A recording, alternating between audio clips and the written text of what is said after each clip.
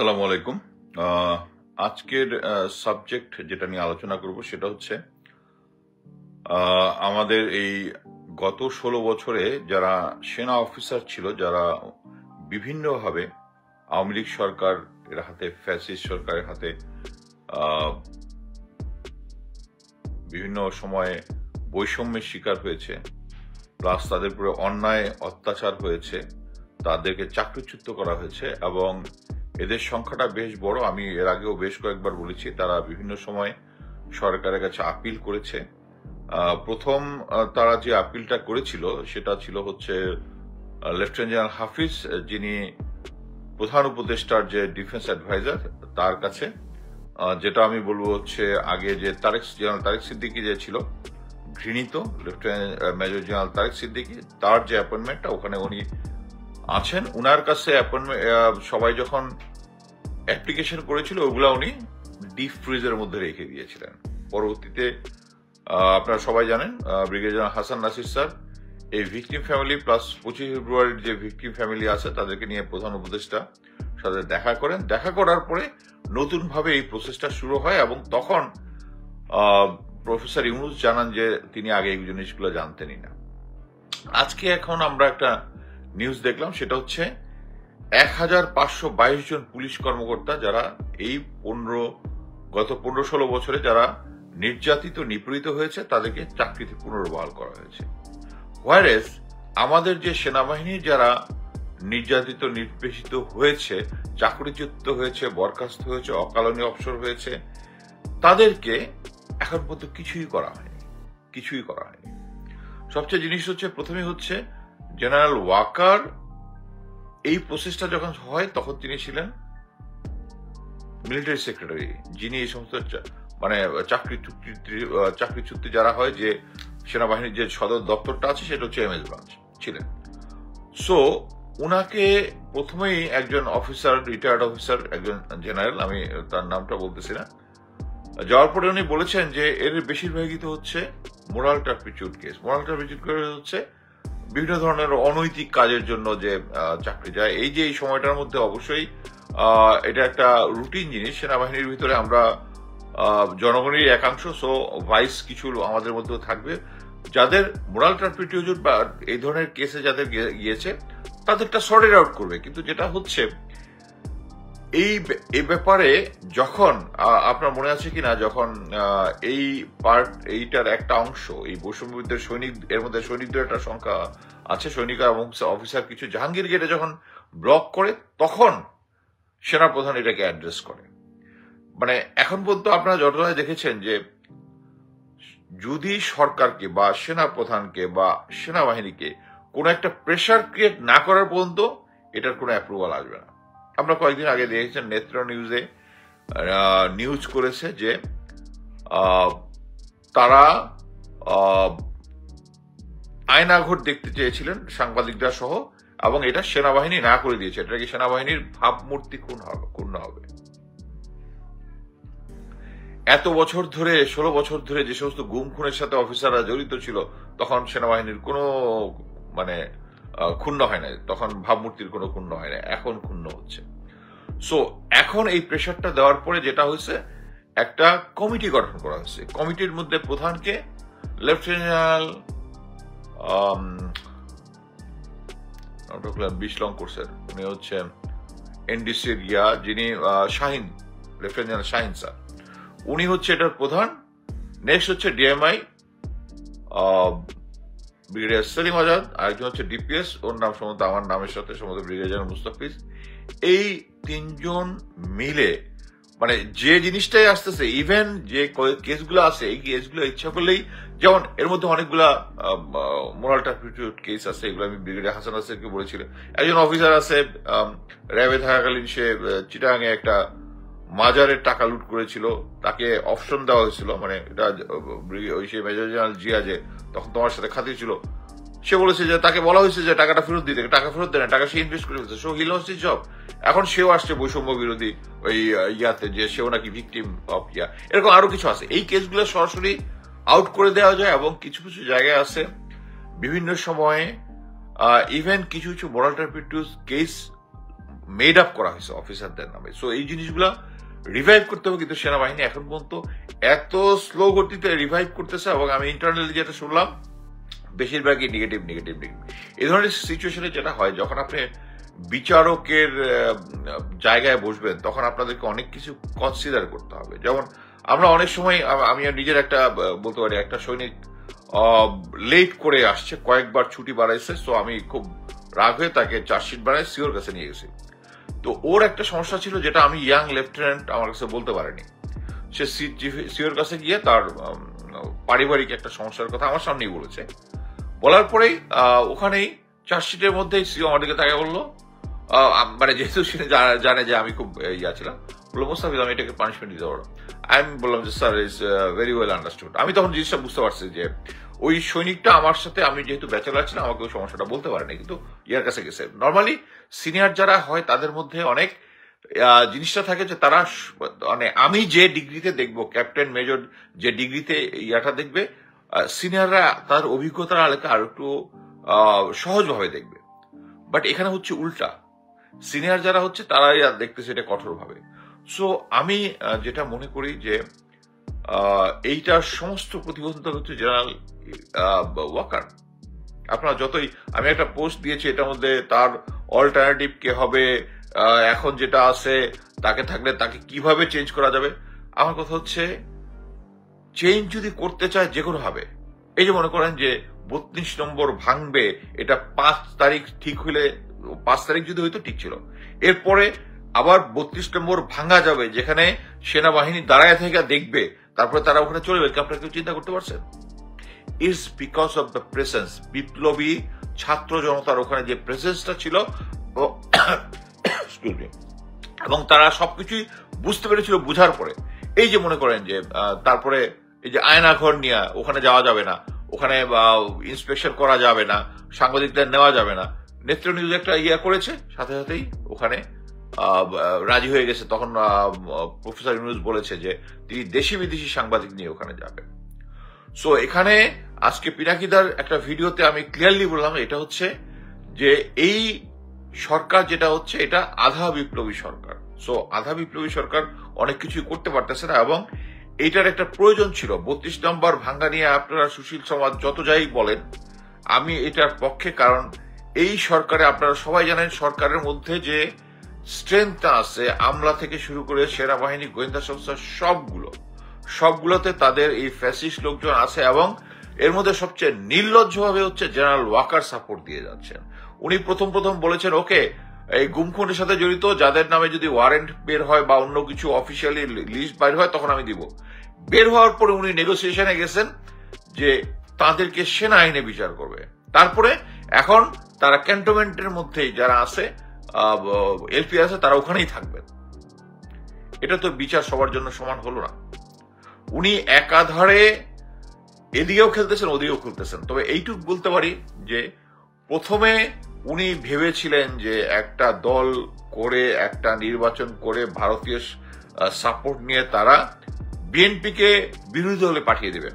কিন্তু এখন জেনারেল ওয়াকার এই জিনিসটা বাস্তবতাকে বুঝতে পেরেছেন।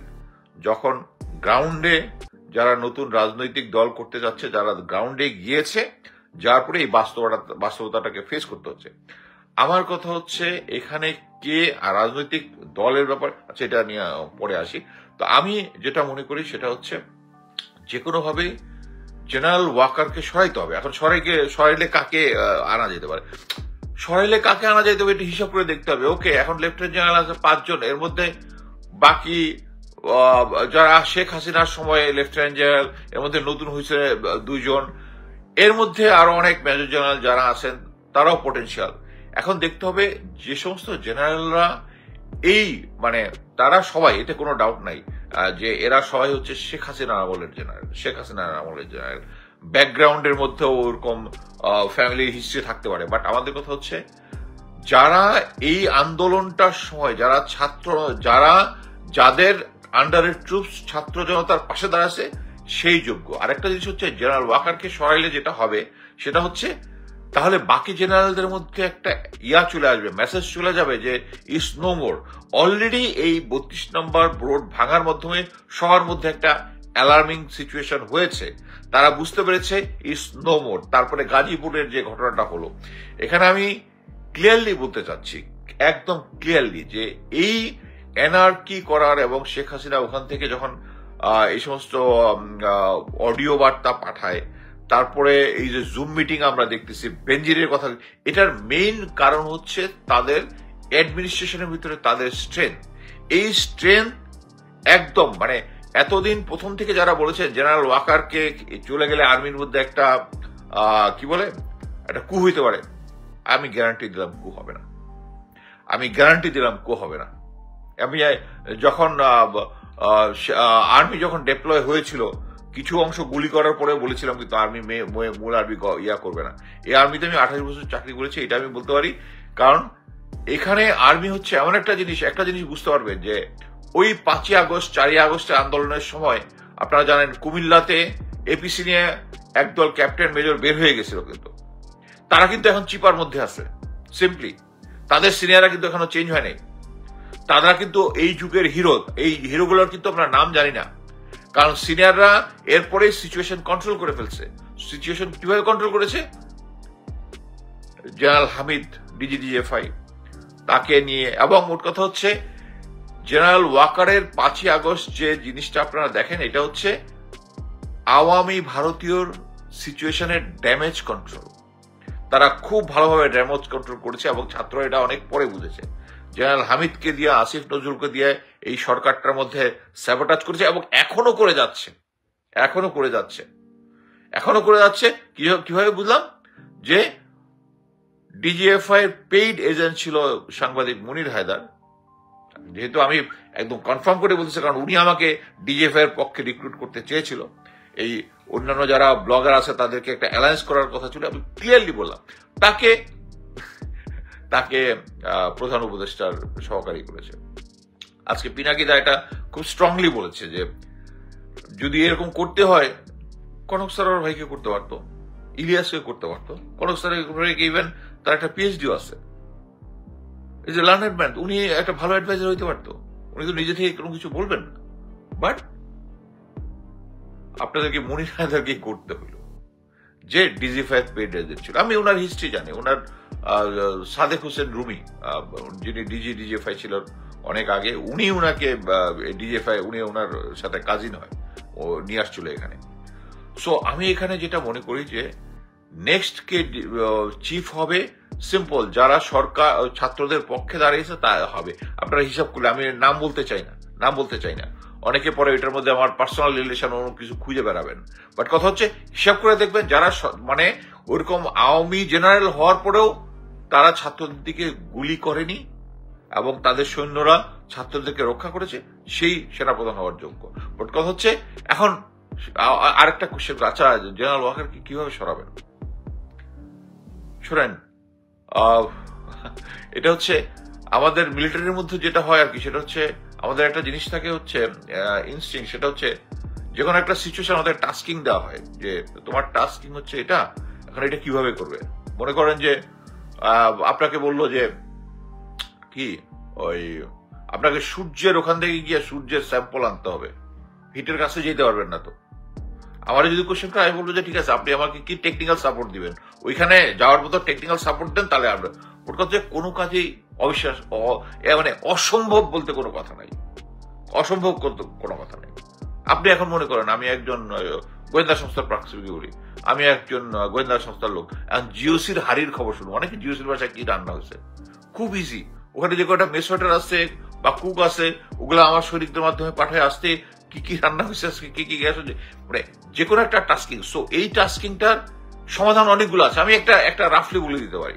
এখন আমরা 32 নম্বরের ইয়াতে দেখছেন, জাস্ট প্রফেসর ইউনুস জেনারেল ওয়াকারকে ডাক দেয়। হ্যাঁ, এটা কিন্তু ক্লিয়ার ওই নেত্রা নিউজের সঙ্গে ইয়ার পরে, যে গোয়েন্দা সংস্থাগুলোর কোনো কন্ট্রোল যে প্রফেসর ইউনুসের নাই এবং সেনাবাহিনীর উপর নাই, এবং নেত্রা নিউজের সংবাদ করার পরেই কিন্তু ওই জিনিসটা আসছে যে তারা এখন রাজি হয়েছেন। উনি ডাকবেন প্রফেসর জেনারেল ওয়াকারকে, ডেকে লিস্টটা ওনার কাছে আছে, অনেকেই ওনার কাছে পাঠিয়েছে আমি জানি, লিস্টটা দিয়ে বলবে যে এই সমস্ত অফিসারকে just send them home right now, আর যাদের অ্যারেস্টের ওয়ারেন্ট বের হয়েছে তাদেরকে পুলিশকে অ্যারেস্ট করতে দাও, তার বাসায় থাকতে পারবে না, করো। If not, you just put your resignation today. উনি করলেন না, উনি এসে একটা সাংবাদিক সম্মেলন করবেন, সাংবাদিক করবেন, জনগণ প্রফেসর ইউনূসের পাশে আসে এবং সারা দেশ থেকে আওয়াজ উঠবে যে ওয়াকার যেন স্টেপ ডাউন হয়। সো ইচ্ছা করলে অনেক পদ্ধতি আছে, করা যাবে। এখন আসি হচ্ছে অপারেশন ডেভিলস হান্ট। অ্যাকচুয়ালি আমি এটা নিউজে দেখলাম 1308 জন ডেভিলস হান্টের আন্ডারে। জিনিসটা হচ্ছে এই অপারেশন অর্ডারটা অ্যাকচুয়ালি যে নিউজটা যখন বের হচ্ছে তখন কিন্তু হয় নাই। আমি এখন যে কথা বলতেছি এর বাংলাদেশের যে এর আগের দিন যে ডেটটা ছিল সেই ডেটে রাতের বেলা ফাইনাল হয়েছে যে অপারেশন আর্মিতে যেটা হয়, যে কোনো অপারেশন হলে এটা একটা অপারেশন অর্ডার বের হয়। অফিসিয়ালি এখন পর্যন্ত অর্ডারটা বের হয় নাই, হয়তোবা এতক্ষণে সাইন হয়ে গেছে। সাইন হয়ে যাওয়ার পরে এই আপনারা 1308 জন যে অ্যারেস্টের ইয়েটা দেখতেছেন, এটা হচ্ছে মেইনলি পুলিশ ইয়ে করেছে। আপনি কিন্তু কোথাও পাবেন না যে সেনাবাহিনীর বারত দিয়া যে এই অপারেশনের আন্ডারে তারা এই অপারেশন গুলো করেছে। বাট প্রথম কথা হচ্ছে এই অপারেশনটা চালানোর কথা ছিল হচ্ছে 5ই আগস্টের পরে। যখনই একটা কন্ট্রোল এসেছে তখনই কিন্তু এই আওয়ামী, এবং আমি আপনাকে জাস্ট একটা জিনিস বলি, সেনাবাহিনীর ভিতরে যখন এটা নিয়ে আলোচনা হয়েছে, যখন অপারেশন অর্ডার নিয়ে যখন কনফারেন্স হয়েছে, এর মধ্যে অনেক জেনারেল, অনেক কমান্ডিং অফিসার তারা ইয়া দিয়েছে, আমরা কি শুধু আওয়ামী লীগ কেন ধরবো, যারা দোষ করে তাদেরকেই ধরবো। আরে ভাই, আপনি আওয়ামী লীগের সময় তখন কি বলছেন? তখন তো জয় বাংলা বলে যারা কি বলে দাড়ি টুপি আছে তারাই জঙ্গি, ওই কথাগুলো বলেছেন। আর এখন হঠাৎ করে আপনার ন্যায় নীতির মানে কঠিন ন্যায় নীতির ধারক হয়ে গেছেন আপনি। একটা জিনিস বুঝছেন যে সেনাবাহিনীতে এখন পর্যন্ত যারা 5ই আগস্টের আগে অধিনায়ক ছিল, যারা ব্রিগেড কমান্ডার ছিল, তাদের সৈনিকদেরকে বলছে যে দাড়ি টুপি মানে হচ্ছে জঙ্গি। সেম সিওরা রয়ে গেছে, একটা পার্সেন্টেজ চেঞ্জ হয়েছে। যেমন ঢাকার 46 ব্রিগেডের 3টা সিওর মধ্যে আমি যতদূর জানি একটা চেঞ্জ হয়েছে। আমি জানি না এর আগে যে চেঞ্জ হয়েছে কোথা থেকে আছে, বাট বাকি দুজন কিন্তু আগের হিসাবেই আছে, এবং তারা এতদিন কিন্তু ওই কিলিং এর সাথে জড়িত ছিল। সো তারা এখন নতুন ভাবে কি বলবে, আওয়ামী লীগ ধরো। আমি সাভারের একটা গ্রাউন্ডের একটা ইউনিটের অফিসারের সাথে কথা বলছি, বলছে স্যার আমার সিও, আমার কমান্ডার, আমরা আওয়ামী লীগের নেতার বাইরেতে অস্ত্র আছে, আছেন, ইনফরমেশন পেয়েছি, অপারেশন করতে যাচ্ছি, আমাকে অপারেশন করতে দিচ্ছে না। কারণ 90 তখনও সেই জেনারেল মঈন থেকে শুরু করে সবাই আছে। সো এই সিচুয়েশনে আমি মনে করি যে আমাদের জেনারেল ওয়াকারকে চেঞ্জ করা উচিত, এবং এটা যদি প্রফেসর ইউনূস, উনি একজন বিজ্ঞ লোক, উনি ইচ্ছা করলেই পারবেন। উনি যেটা মনে করেন যে জেনারেল ওয়াকার সরে গেলে একটা অ্যানার্কি হবে, রং। এই আর্মির যে মাস গ্রুপ যেটা আছে, এই কমান্ড এশনালটা কোনো চেঞ্জ হয় নাই দেখি এখন আপনার কাছে মনে হচ্ছে একটা অ্যানার্কি হবে। কোনো অ্যানার্কি হবে না, কোনো অ্যানার্কি হবে না। জেনারেল ওয়াকার অলরেডি বুঝে গেছে হিজ নাম্বারস আর কাউন্টেড, ডেজ নাম্বারস আর কাউন্টেড। এই জন্যই এখন বিএনপির সাথে লিয়াজো করার চেষ্টা করে। এর আগে চেষ্টা করছে ইসলামী দলগুলোর সাথে, যে ছাত্রদেরকে উস্কানি দিছে যে তারা একটা দল গঠন করবে, একসাথে তাদেরকে দল গঠন করে। বাট এখন কোথায়, সে ছাত্রদেরকে পিঠ দেখাই দিছে। এবং আজকে পিনাকিদা খুব ভালোভাবেই বলেছেন যে ছাত্রদেরকে অনেক উনি বুদ্ধি পরামর্শ দিয়েছেন, কিন্তু ছাত্ররা কিন্তু এখন পর্যন্ত রাজনৈতিক দল একটা করার ব্যাপারে এখন পর্যন্ত আমি তাদের কোনো অ্যাক্টিভিটি দেখতেছি না। আবার আমি এর আগে কয়েকটা বলেছি যে সেনাবাহিনীর মধ্যে কয়েকটা গ্রুপ নতুন দল করার চেষ্টা করতেছে। নতুন দল করতে কোনো সমস্যা নাই, অবশ্যই নতুন দল ওয়েলকাম, কিন্তু বুঝতে হবে যে এই দলের মধ্যে যদি আওয়ামী ফ্যাসিস্ট সরকারের লোকজন থাকে, যারা 2018 সালে একটা লিস্ট দেখেছিলাম, সম্ভবত 18 সালে, যে 147 জন অফিসারের আওয়ামী লীগে যোগদান, তাদের লোকজন থাকে, তারা চেঞ্জ করে, এটা মেনে নেওয়া যাবে না। এবং আমি মনে করি যে সেনাবাহিনীর অফিসার যারা আছে তারা যদি রাজনীতিতে অংশগ্রহণ করতে চায়, আমার মনে হয় এক্সিস্টিং দলগুলোর সাথে মার্চ, তার নিজের আদর্শ অনুযায়ী এক্সিস্টিং দলগুলোর সাথে মার্চ করলে এইটার মানে জনগণের সারা আরো বেশি পাবে। একটা নতুন দল গঠন করে, এবং আমি এটা বলতে পারি নতুন দল গঠন করে এটা আর কিংস পার্টি হওয়ার সুযোগ নাই। কারণ একটা গুড থিং হচ্ছে এখন রাজনৈতিক প্রেক্ষাপটে ডিজিএফআই এনএসআই একদম ইনঅ্যাক্টিভ আছে। এরা যে ম্যানিপুলেশন যেগুলা করতো এগুলা এখন বন্ধ হয়েছে, আমি এরকম কনফার্মেশন পেয়েছি। আলহামদুলিল্লাহ, দিস ইজ গুড। তাদের উচিত এখন তাদের যে মেইন কাজ সেটা হচ্ছে এই ডেভিলস হান্টে ভারতীয় দোসর দালাল যারা আছে এদের ইনফরমেশন দেওয়া। এবং আমি এই ধরনের কাজে আগে ডিজিএফআই এনএসআই এর সাপোর্ট নিয়েছি। আমরা যখন গ্রাউন্ডে এই ধরনের অপারেশন ক্লিন হার্টে আমি ছিলাম, অন্যান্য অপারেশনে ছিলাম।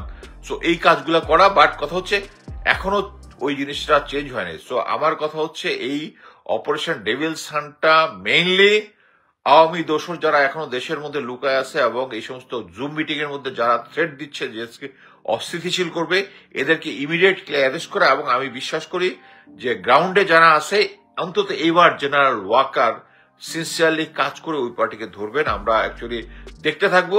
আর যদি এটা সফল না হয় আমি প্রফেসর ইউনূসকে অনুরোধ করবো, প্লিজ চেঞ্জ জেনারেল ওয়াকার। এবং আরেকটা জিনিস হচ্ছে, আমি অ্যাকচুয়ালি অনেকগুলো পয়েন্ট একসাথে বলে ফেলছি এবং দীর্ঘ হয়ে গেছে পয়েন্টগুলো আমার মধ্যে ছিল। একটা হচ্ছে যে সমস্ত অফিসাররা এখনো আছে, এখনো যারা বৈষম্যের শিকার হয়েছে এই তাদেরকে ইচ্ছা করলেই বিভিন্ন প্রশাসনে বিভিন্ন জায়গায় করতে পারে। আমি একটা জিনিস জানি যে সেনাবাহিনীতে একটা আর কুর্বিটোলা গলফ ক্লাবের একটা সিইওর পোস্ট আছে, এটা এতদিন ওই আওয়ামী দোসরই ছিল। আবার নতুন যে প্যানেল দেখতেছি যেটা নির্বাচন, এটা নিয়োগ দিবেন হচ্ছে জেনারেল ওয়াকার, ওখানে আমি দেখলাম আমার কিছু প্রিয় অফিসার সহ যারা আওয়ামী লীগের দোসর ছিল তাদের নাম আছে শুধু। সো অ্যাকচুয়ালি মানে জেনারেল ওয়াকারকে রেখে কোনো সংস্কারই সম্ভব নয়। সো আমি আশা করব যে সরকার এই যে ফোর্সটা আছে সেনাবাহিনীর, যে যারা বৈষম্য শিকার তাদেরকে প্রশাসন বা বিভিন্ন জায়গায় অ্যাডজাস্ট করলে তাদের যে বর্তমান সিচুয়েশন আছে, তাদের ব্যক্তিগত জীবন অনেকেই আছে, অনেকেই ভালো চাকরি পায়নি। এটা মনে রাখতে হবে যে হাসিনার আমলে যারা রিটায়ার করার পরেও ভালো চাকরি পেয়েছে তারা সবাই হচ্ছে আওয়ামী লীগের দোসর এবং তারা এখনো সেই চাকরিতে আছে। কিন্তু যারা এই সময় বৈষম্য বিরোধী আন্দোলনে অংশগ্রহণ করেছে তারা চাকরি পাচ্ছে না।